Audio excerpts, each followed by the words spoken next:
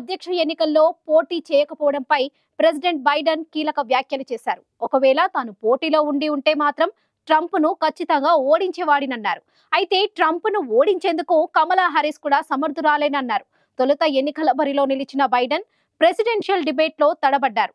Biden రేస్లో ఉంటే మాత్రం ఓడిపోతామంటూ డెమోక్రాట్లు ఒత్తిడి తీసుకురావడంతో ఆయన బలవంతంగా తప్పుకున్నారు. అయితే ఆయన స్థానంలో కమలా హారిస్ బరిలోకి వచ్చినా ట్రంప్ గెలుపును అడ్డుకోలేకపోయారు.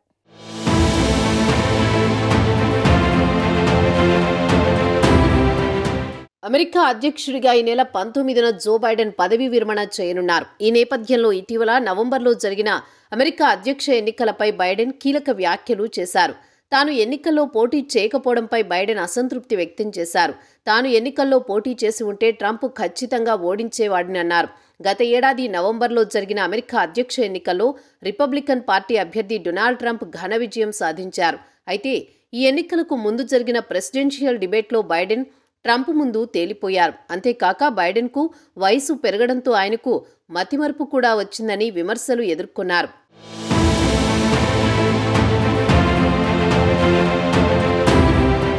ట్రంప్ బైడెన్ మధ్య జరిగిన తొలి డిబేట్లోనే బైడెన్ తడబడడంతో పార్టీలో సీనియర్ల నుంచి ఒత్తిడి పెరిగింది. డెమోక్రటిక్ పార్టీ అభ్యర్థిగా బైడెన్ అధ్యక్ష ఎన్నికల్లో పోటీ చేస్తే ఓడిపోతారంటూ ఆయనపై ఒత్తిడి తీసుకొచ్చారు. ఒకవేళ బైడెన్ ఎన్నికల రేసు నుంచి తప్పుకోకపోతే ఆయనను దించి మరొకరి పేరును ప్రతిపాదిస్తామని పార్టీలో కొంతమంది సీనియర్లు హెచ్చరించారు. ఈ నేపథ్యంలో బైడెన్ బలవంతంగా రాజీనామా చేశారు. బైడెన్ పోటీ నుంచి వైదొలగడంతో డెమోక్రటిక్ పార్టీ అభ్యర్థి ఉపాధ్యక్షురాలు కమలా హారిస్ రంగంలోకి దిగారు. అయితే కమలా హారిస్ అమెరికా అధ్యక్షురాలిగా గెలుస్తారని, తొలి మహిళా అధ్యక్షురాలిగా రికార్డు సృష్టిస్తారంటూ సర్వేలు తేల్చి చెప్పాయి. దీంతో డెమోక్రాట్లలో ఉత్సాహం వచ్చింది. కమలా హారిస్ గెలుపు ఖాయమని సర్వేలు తేల్చడంతో అందరూ అదే జరుగుతుందని భావించారు. కానీ అనూహ్యంగా అమెరికా ప్రజలు ట్రంప్కు రెండోసారి పట్టం కట్టారు.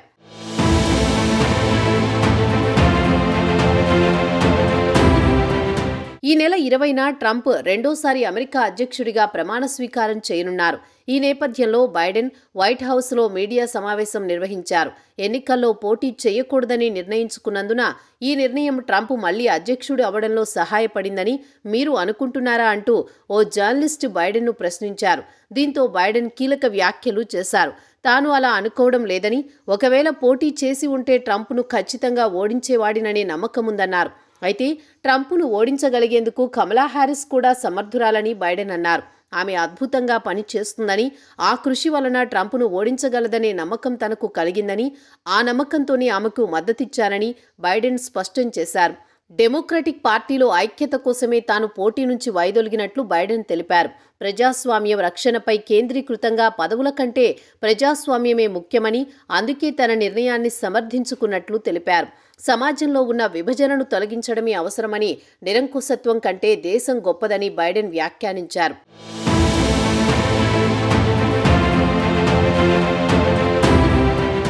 4 ఏళ్ల తర్వాత అంటే 2028లో జరిగే అమెరికా అధ్యక్ష ఎన్నికల్లో కమలా హారిస్ పోటీ చేసేందుకు సమర్థురాలని, ఆమె తప్పకుండా మళ్లీ పోటీ చేస్తారని బైడెన్ ఆశాభావం వ్యక్తం చేశారు. కానీ ఎన్నికల్లో పోటీ చేయాలనే నిర్ణయం మాత్రం చివరగా కమలా హారిసే తీసుకుంటారని అన్నారు. భారత్, ఆఫ్రికా మూలాలున్న అమెరికన్ కమలా హారిస్ 2020లో వైస్ ప్రెసిడెంట్గా పనిచేశారు. తొలి ఇండియన్ అమెరికన్, ఆఫ్రికన్ అమెరికన్ మహిళ అమెరికా ఉపాధ్యక్షురాలు కావడంతో ఆమె రికార్డు సృష్టించారు. అయితే ట్రంప్పై పోటీ చేసిన కమలా హారిస్ ఈ ఎన్నికల్లో పరాజయం పాలయ్యారు. పోలింగ్ జరిగే వరకు కమలా హారిస్ గెలుపు ఖాయమని అందరూ భావించారు. కానీ అమెరికా ప్రజలిచ్చిన తీర్పు ఆమెకు వ్యతిరేకంగా వచ్చింది.